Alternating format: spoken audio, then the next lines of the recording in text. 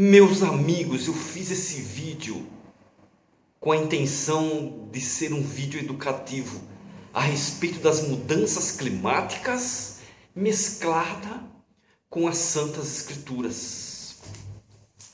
Eu gostaria que vocês prestassem atenção, que é um assunto sério que tem inquietado toda a humanidade. E nós fazemos parte dessa humanidade. Nós vimos ultimamente no noticiário os incêndios dramáticos ou drásticos que ocorreram na Califórnia. Nós vimos também furacões, tufões, ondas gigantescas além do seu limite. Anos atrás, nós vimos nas Filipinas que houve um tufão devastador, tufões devastadores que atingiram as Filipinas. Aí eu perguntei para uma pessoa que se havia se distanciado da fé nos anos anteriores, que se havia afastado dos caminhos de Cristo. Eu perguntei para ele: olha, você vê alguma desses desastres naturais, algum sinal bíblico nisso? Ele respondeu: não, são apenas desastres naturais. Para essa pessoa, ou esse descrente, e muitos outros, a mudança climática se tornou a única explicação necessária para os padrões ambientais perturbadores que vemos ao nosso redor regularmente, porque nós vemos coisas perturbadoras ao nosso redor, coisas ambientais acontecendo. Nas últimas décadas, as mudanças climáticas têm sido discutidas como contribuintes para uma ampla gama de problemas que estamos testemunhando. Isso inclui o agravamento dos furacões, populações vulneráveis de pássaros, uma queda dramática no número de insetos e até mesmo taxas crescentes de suicídio e uma taxa cada vez maior de doenças infecciosas. Se negar a realidade dessas mudanças, essas mudanças ambientais ao nosso redor, se negar, os cristãos, aqueles que acreditam em Cristo, levantam uma voz de esperança. Uma voz de esperança levantada no meio desses desastres. O próprio Jesus Cristo chamou a atenção para a turbulência ambiental ao responder à pergunta de seus apóstolos sobre o sinal da sua vinda, fecha aspas. Profetizando, Cristo profetizou, especificamente ele profetizou que, abre aspas, haverá fome e pestes e terremotos em vários lugares, fecha aspas. E ponto. Nós podemos ver isso no Covid-19. Mas, novamente, por que perderíamos tempo prestando atenção a uma escritura como esta? Ou a qualquer especulação sobre os últimos dias? Por quê? Por que fazer isso quando uma teoria tão impregnada de explicação e sofisticação científica pode ocupar nossa atenção central? Por que, de fato? Alguns têm legitimamente, eu falo, levantado preocupações de que qualquer consideração divina possa se tornar uma desculpa para não fazer nenhuma mudança. Vocês sabiam? Se quando isso acontecer, concordaremos que é triste ver um povo confiado por Deus como mordomo da criação, porque nós somos mordomos da criação. Nos últimos anos, as advertências sobre as mudanças climáticas se tornaram terríveis o suficiente, severas o suficiente, que começaram a fazer lembrar as vozes apocalípticas entre nós que antecipam a segunda vinda do Salvador Jesus Cristo. Vamos ser claros, muitos crentes têm compartilhado essas preocupações sobre as questões ambientais. Eu vejo muitos crentes em torno de nós, muitas preocupações ambientais em torno de nós. E seria um erro significativo sugerir que questionar a narrativa prevalecente da mudança climática requer rejeitar a existência de padrões extremos de tempos e mudanças no clima da Terra, bem como potenciais contribuintes humanos para o mesmo.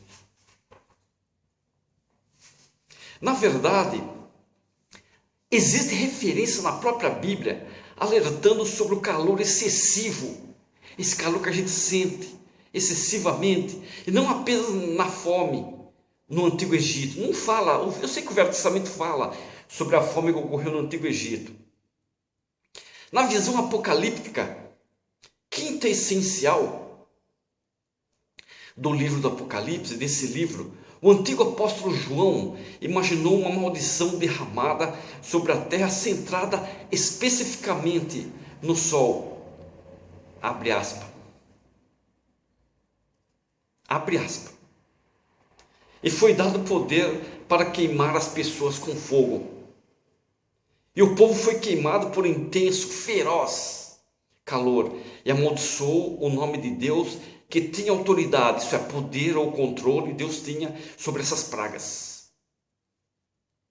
Todavia, não se arrependeram e não lhe deram glória. Podemos ler em Apocalipse capítulo 16, versículos 8 e 9. Lê lá. Em notável contraste com um comentário que nos cerca hoje, você percebe quem tem o poder central para moldar o clima nessa narrativa? Você percebe? Sim, o texto sugere alguma influência que os seres humanos também têm, mas não apenas reduzindo nossa pegada de carbono. Mais uma vez, acreditamos que a degradação e poluição do meio ambiente podem ser corretamente consideradas entre os pecados dos quais a degradação do meio ambiente está considerada entre os pecados dos quais uma mão divina nos chama a nos arrepender. Porque a ação humana teria uma importância relacional ou sexual para a atmosfera física de nossa terra ao nosso redor? Por quê?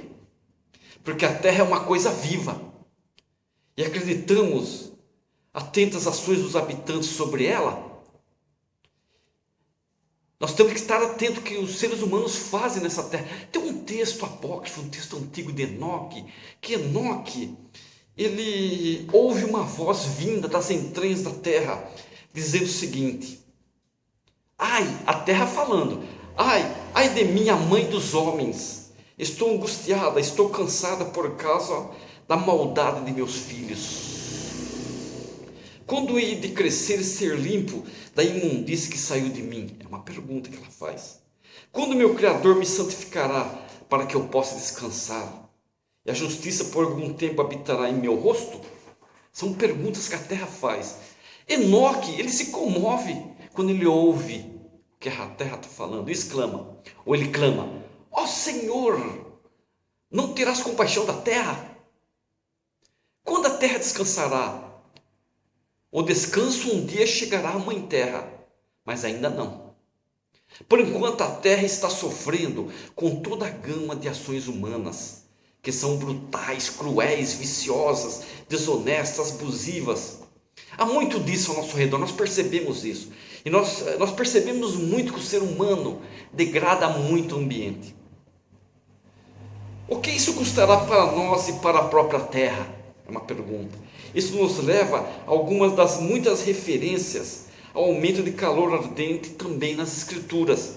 Nós podemos ver isso no livro de Malaquias, no Velho Testamento, Malaquias 4:1. O Malaquias disse a famosa frase, abre aspas, chegará o dia em que arderá como forno, fecha aspas. Chegará o dia em que arderá como forno. Os crentes geralmente associam essa referência com uma queima para limpar a terra da maldade. É uma espécie de, entre aspas, batismo da terra com fogo para purificá-la para um dia de grande paz que se seguirá, que seria um milênio. Por mais sinistro que o incêndio possa soar, ele mostra indiscutivelmente a maior diferença na história cristã do fim dos tempos, em comparação com histórias mais seculares do fim dos tempos. O que vem depois do fim? Entre aspas, fim depois, entre aspas. O que é isso?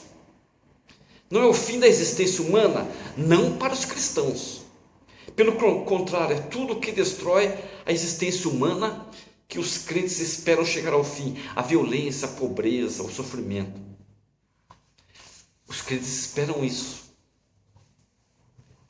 Que contraste com o que as pessoas estão sentindo hoje. Na verdade, na história secular do fim dos tempos, não há nada além da grande ameaça, a menos que ela seja evitada. Nenhum final feliz neste caso, e colina verde além do penhasco. Apenas um planeta inabitável para a vida humana, e talvez sem surpresa, o desespero que a visão evoca é palpável. Nós temos cuidado, cuidamos do planeta, fazemos parte dessa gama que está degradando o planeta.